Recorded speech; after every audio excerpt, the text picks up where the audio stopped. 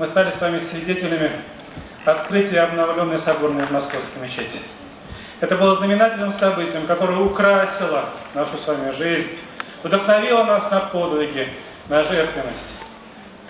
Буквально вчера позвонил мне первый заместитель шейха Равиль Хазрата и сказал, что, к сожалению, я не могу присутствовать на вашем мероприятии. Мы запланировали поездку в Чечню, в Грозный. Да и шейх Равиль Хазрат Гуйнудин, Рушан Хазрат Аббасов, они отправились в Чечню для чего? Я скажу вам по секрету, вы, наверное, скорее всего, уже об этом знаете, за волосом пророка, который обещал Ахмад Кадыров, машаллах. И еще один секрет скажу, что во вторник, Рушан Хазрат сказал, что во вторник можно будет подойти в Московскую соборную мечеть к 17:00, где-то между 17:00 и 17:30 минутами будет, иншаллах, привезен волос нашего пророка Мухаммада, саллаллаху алейхи вассалям. И еще от муфтия города Москвы Ильдара Хазрата Алюддинова с приветственным словом, со словами поздравления, выступит его заместитель Камиль Хазрат Манапов. Я приглашаю его на сцену.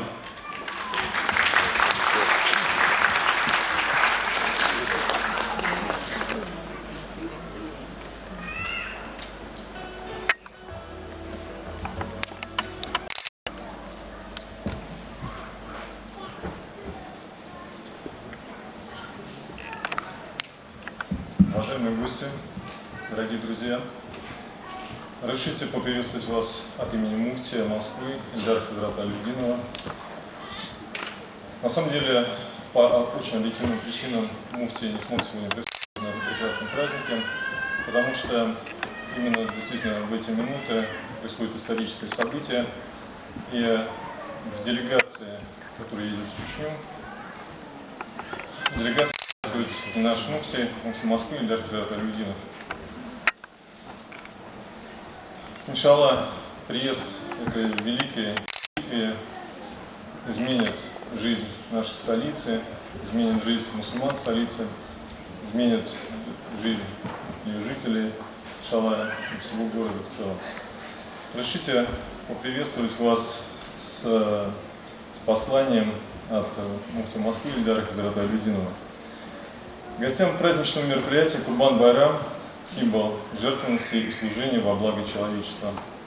Дорогие братья и сестры, уважаемые друзья, от имени Духовного управления мусульман Москвы и от себя лично, со всей сердечностью и теплотой поздравляю вас со священным праздником Курбан-Байрам.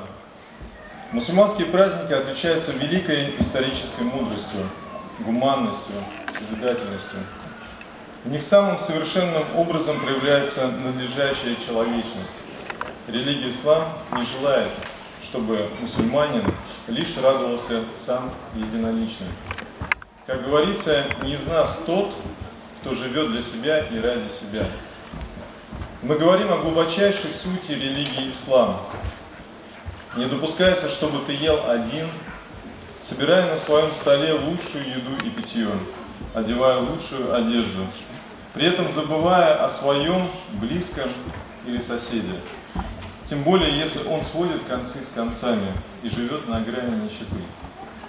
Пускай все те, кто заявляет о гуманности и делает это на словах, пускай все те, которые говорят, что нужно заботиться о бедных и нуждающихся, обездоленных, но фактически ничего не делают, пускай услышат эти слова посланника Всевышнего, саллаллаху алейхи вассалям, которые были произнесены 14 веков назад.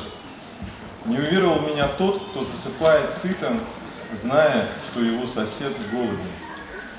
То есть, другими словами, не является верующим тот, кто живет ради себя, не думая о других, не заботясь об обществе.